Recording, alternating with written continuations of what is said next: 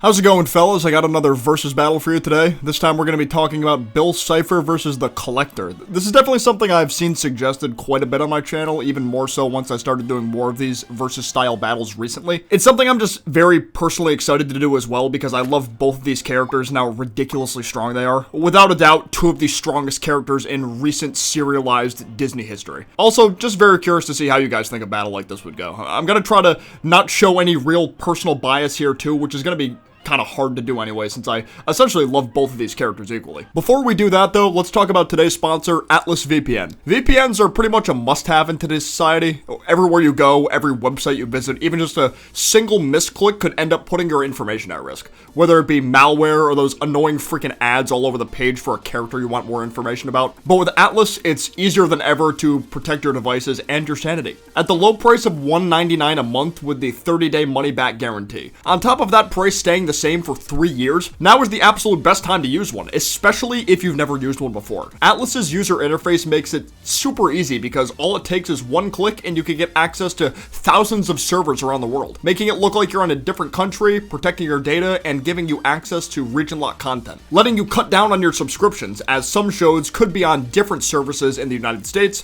could all be on the same service in the United Kingdom, for instance. Time is running out though, so get your deal by clicking on the link in the description below. Doing so will not only help me out a bit, but more importantly, your own security. Now back to your regularly scheduled program. Now, unlike with a character like Steven Universe, who has multiple different forms to go over, there's only 2 different forms each of these characters really had. Their powered down forms while being stuck in different dimensions, and their full powered selves after being freed into the other reality. Meaning I'd be talking about the Shadow version of the Collector against the Bill that took over Dipper's body that one time, to be clear. As for what each of them can do in these states, it feels pretty clear that Bill has a little bit more to offer than the Collector. The Collector can only cast his shadows in a set area depending on wherever his mirror is, which he can also lose control over if the person holding the mirror just covers it with something or is far away enough from it. Yeah, he can have indirect mental connections with someone else via a Titan Trapper ritual, but that just made King have some weird dreams every now and then. There was only one instance where King could hear the Collector's voice while awake. Plus, the Collector himself wasn't even aware that this connection was made either, constantly questioning who was around whenever King was dreaming. Bill, on the other hand, is able to have these things play out a lot heavier around his own terms. Anytime he makes a spiritual connection with someone, whether it be Dipper, Ford, or Blendon, he's always the one initiating it,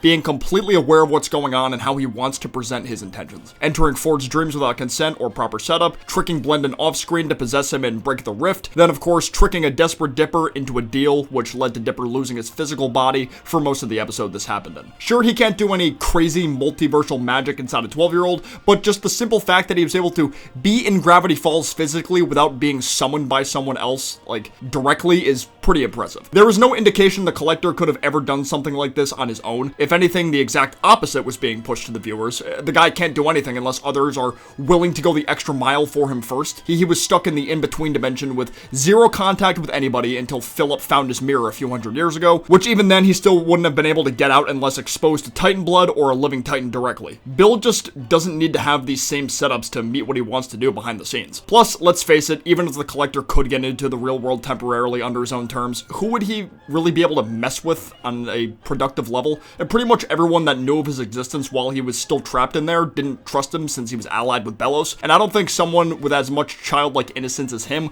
would be able to trick someone at a high level like Bill could. Bill was able to trick who was arguably the smartest man on Earth into building a gateway portal to bring him and his own demons into Gravity Falls. Something Ford wouldn't have even been aware of if McGucket hadn't accidentally seen what was going on in there during the portal testing phase. So yeah, I think Bill takes round 1 here for more ideal powers and control over said powers, just being smarter at that. Which does tie into once he's freed, but it's explored much more when he's trapped, I'd say, his intelligence. With his freed self being a lot more focused on how much destruction he can cause. Physical strength and speed aren't much of a factor in a 1v1 with characters like this either, plus those types of feats aren't really shown all that much with them. But to just throw it out there, I'd say Bill has the higher attacking power based on the crater and shockwave that was created when he tried to smash the Mystery Shack, whereas the Collector sending Bellows flying and holding the archives together solo is solid, it just doesn't compare to what Bill did here. Once these two were freed, they were very quick to show off just how much they could do. While the specifics of these two characters' powers vary, the overall result of their powers on the societies involved are extremely similar. The Collector proceeds to turn most of the Boiling Isles into a childlike wonderland while spawning these star-shaped creatures that can roam around and turn people into puppets, which, to be clear, the Collector can do himself as well. Meanwhile, Bill turned Gravity Falls into a literal post-apocalyptic hellscape with half the the town lit on fire,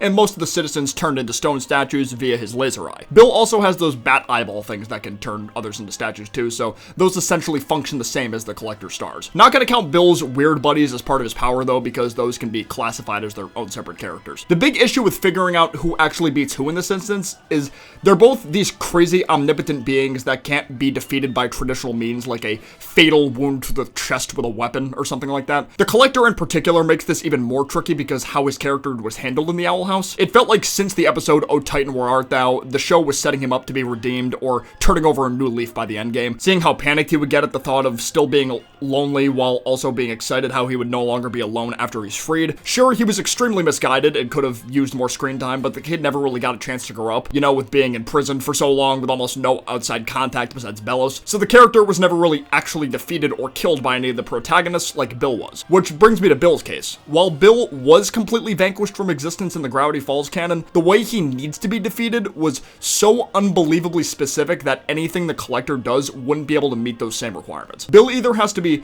beaten by the Zodiac Circle, which required a specific set of people from Gravity Falls to be a part of, or go into someone's mind where someone else would need some kind of mind-destroying device to use on the persons who Bill went inside of, so he could die in there. The only reason that even worked in the Gravity Falls finale was because the Pines brothers are identical twins. With how the collector's magic has been shown to work, I don't think he'd be able to just create a device like that out of nowhere, let alone even know if it would work or not. Like, how would he even know prior? I want to also debunk the possible argument of the collector turning Gravity Falls residents into puppets that he can control so they can form the Zodiac theory to destroy Bill. This is supposed to be a one-on-one fight with no outside interference, so the collector doing that would put Bill at a total unfair disadvantage. I'm not factoring in Bill's weirdo second dimension minions either, so yeah, he's safe in that regard. And the same goes for Bill not being able to control more things while stuck inside Gravity Falls' range. For these types of videos, you just gotta imagine the two sides in a coliseum with no other strange in-universe specific stuff affecting their abilities in a negative or overly positive manner. Same thing goes with the collector could just turn Bill into a puppet, lol. Well, at the same time, Bill could just turn the collector into a statue, right? I feel like those two powers aren't super relevant in a one-on-one scenario. Even then, it's been shown collector puppets can wake up on their own free will if they're strong enough, whereas Bill statues needed outside assistance to be free. I'm not really counting the Lazy Susan instance because that was definitely used for comedic relief. The main point I'm getting at here is I mainly have to just scale this video off of who can destroy the bigger things or control the bigger things, which in the end, that goes to Bill. The collector's biggest feats were moving the moon away from the sun's lining with telekinesis and the Starstorm show he did for Luz at the end of Watching and Dreaming. Which, don't get me wrong, extremely impressive feats.